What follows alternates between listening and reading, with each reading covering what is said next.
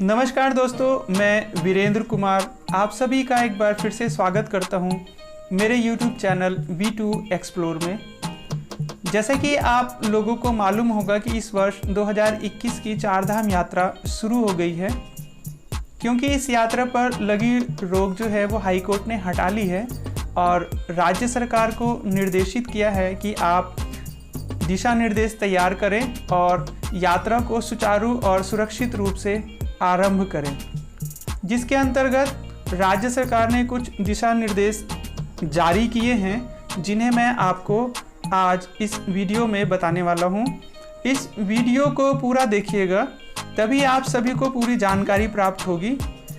मैं दिशा निर्देशों को अपनी तरफ से पूरी कोशिश करूंगा सरलता से आप लोगों को बताने की, जिससे कि आप लोगों को अच्छे से समझ आ जाए।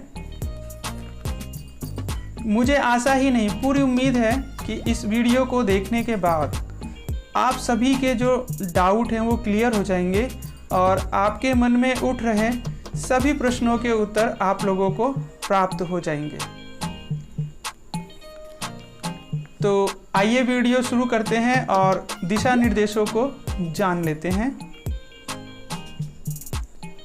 उत्तराखंड राज्य में बाहर से आने वाले तीर्थयात्रियों को Uttarakhand Dehradun smart city portal जो है उस पर पंजीकरण करना अनिवार्य है। पोर्टल का लिंक आप सभी स्क्रीन पर देख सकते हैं,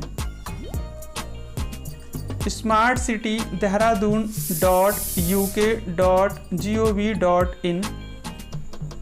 पोर्टल का लिंक आप सभी स्क्रीन पर देख सकते हैं। इस लिंक पर आपको पंजीकरण यानी रजिस्ट्रेशन करना अनिवार्य है।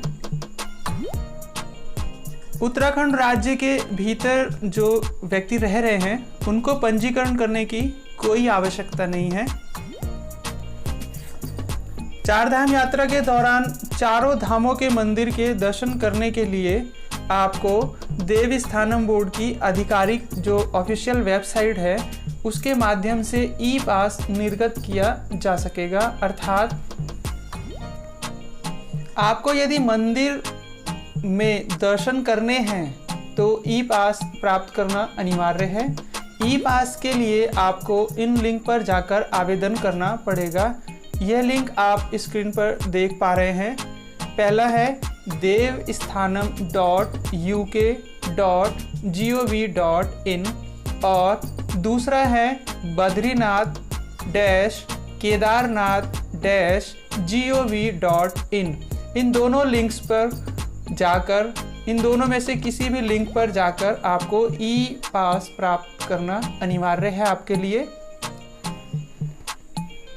अगला है दोस्तों, सभी तीर्थयात्रियों द्वारा कोविड-19 वैक्सीन की दोनों डोज लगाने के 15 दिन के उपरांत प्रमाण पत्र दिखाने के बाद ही चारधाम यात्रा की अनुमति प्रदान की जा सकेगी।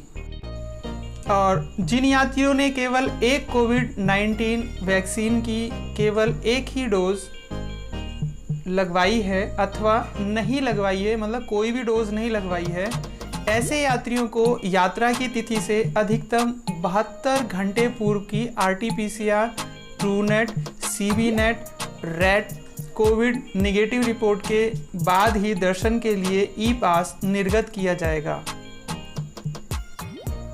इस समय हमारे देश में दोस्तों बाकी सभी राज्यों से 3 राज्यों में सबसे ज़्यादा कोविड के केसेस हैं।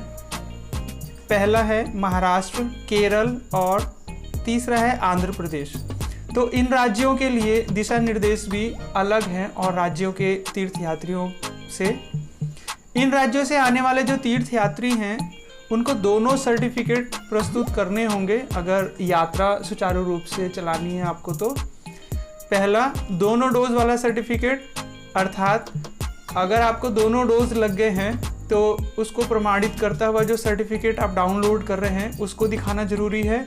दूसरा RT-PCR, ट्रूनेट की निगेटिव रिपोर्ट का सर्टिफिकेट भी दिखाना बहुत ज़रूरी है। इन तीनों राज्यों से आने वाले तीर्थयात्रियों को दोनों सर्टिफिकेट दिखाने जरूरी हैं। बाकी राज्यों से जो लोग आ रहे हैं, तीर्थयात्री आ रहे हैं, उनको दोनों में से एक सर्टिफिकेट दिखाना पर्याप्त है।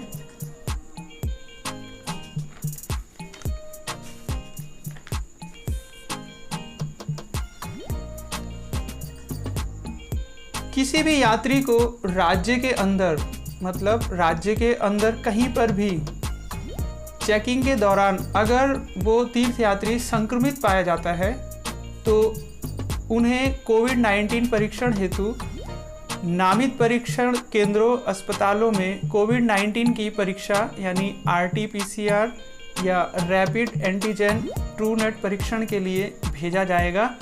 अगर तीर्थयात्री पॉजिटिव पाया जाता है तो उसे कोविड सेंटर पर रेफर कर दिया जाएगा।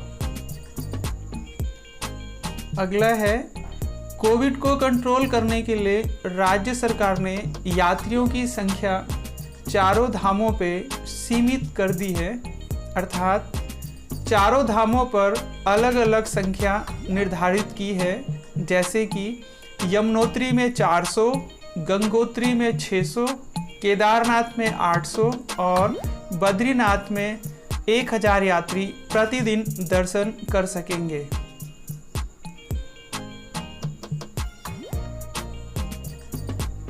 तीर्थयात्रियों को किसी भी कुंड में स्नान करने की अनुमति नहीं दी जाएगी। किसी भी प्रकार से किसी भी कुंड में किसी भी तीर्थयात्री को स्नान करने की अनुमति नहीं है। यात्रा पंजीकरण प्रमाण पत्र बनाते समय जो दस्तावेज, जो डॉक्यूमेंट आप अपलोड करेंगे, यात्रा के दौरान मूल रूप से उनको आपको अपने पास रखना होगा।